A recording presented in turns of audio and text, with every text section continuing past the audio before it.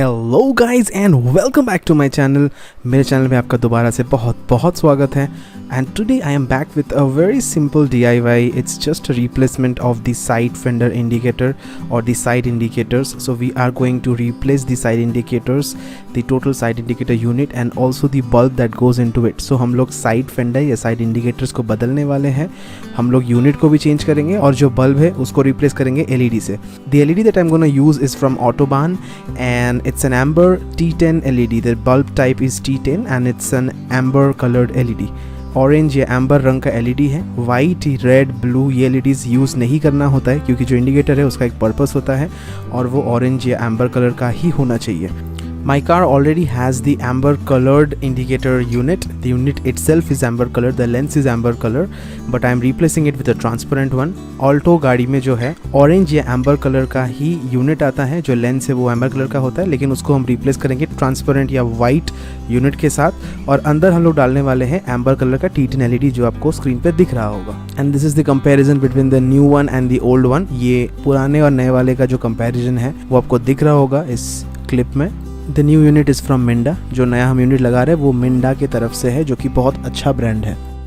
And this is the comparison between the T10 LED and the old incandescent bulb, which is also a T10 type. You can see there is a significant difference of size or length of it. We had to trim it. तो ये पुराना जो incandescent bulb है उसके साथ LED का comparison है. थोड़ा सा हाइट का फ़र्क है और इसकी वजह से हमको थोड़ा सा ट्रिम करना पड़ा है, जो मैंने यहाँ पे कर लिया है.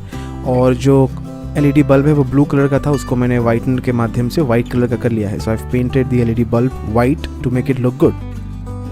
Now we start the process by removing the push pins, the plastic fiber lock pins which holds the mud flap into its place, and also the wheel arc or cover is locked by these pins. So we just pop it out using a minus head screwdriver. Minus head screwdriver के माध्यम से ये जो clips है इनको हम बाहर निकाल लेंगे और जो आपका मड फ्लैप है उसको भी निकाल लेंगे और व्हील के ऊपर का जो व्हील कवर है या व्हील आर्क है उसको थोड़ा सा निकाल लेंगे.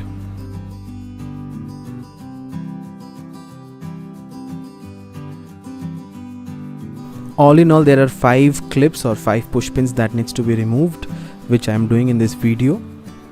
Total 5 clips हैं जिनको निकालने होते हैं इस यूनिट को एक्सेस करने के लिए, जो आपको अभी स्क्रीन पे दिख रहा होगा.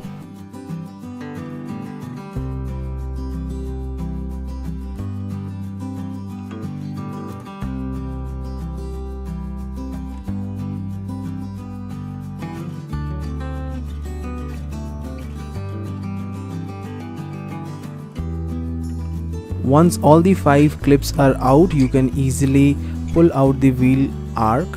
जैसे ही 5 पिन्स बाहर आ जाएंगे, आराम से जो प्लास्टिक या फाइबर का व्हील आर्क है वो बाहर आ जाएगा. हमको हमारा हाथ अंदर डालना है और जो यूनिट है उसके साइड के क्लिप्स को प्रेस करके उसको बाहर की तरफ धकेलना है. बड़े आराम से बाहर आ जाता है. So will just push our hand into the small gap and grab on to the units side clips and then it comes out very easily. Once the unit is out, I have switched it on in order to check the new unit with the LED bulb installed.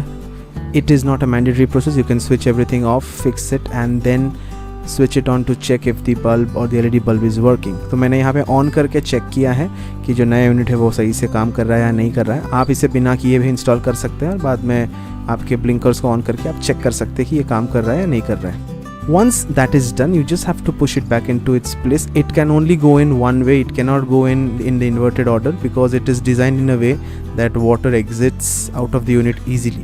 So ये जो unit है वो एक ही तरह से बैठेगा, दूसरे या उल्टे तरीके से आप इसको नहीं बिठा सकते. इसका शेप ही ऐसा है कि अगर कभी पानी अंदर चला भी जाए तो अंदर से बाहर आराम से ड्रेन हो जाए. Now you can clearly observe the moment I installed the unit, it is so bright. It is so much brighter than the incandescent bulb, and also the transparent look of the unit looks very classy and amazing.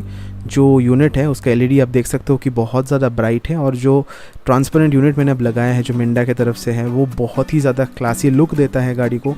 काफ़ी सुंदर लग रहा है ये गाड़ी पे. The links to buy all these components will be in the video description. आपको सारे components का buying link video description में मिल जाएगा. तब तक आप cinematic shots enjoy कीजिए. Do enjoy the cinematic shots of the car with the new unit installed. And I have mentioned this before a lot of times that LEDs are much superior to incandescent bulbs. They are brighter, they produce much lesser heat and they are very sharp in switching on and off. LEDs काफ़ी कम heat produce करते हैं, काफ़ी ज़्यादा bright होते हैं normal bulb से, और उनका जो ऑन ऑफ होता है वो बहुत शार्प होता है, स्लो नहीं होते हैं वो लोग. The T10 LED which I have used is canvas friendly, so there will be no hyper flashing whatsoever. ये LED canvas friendly है तो इसमें hyper flashing नहीं होगा. With this we come to the end of this video. I hope you liked the video and you learned something new today.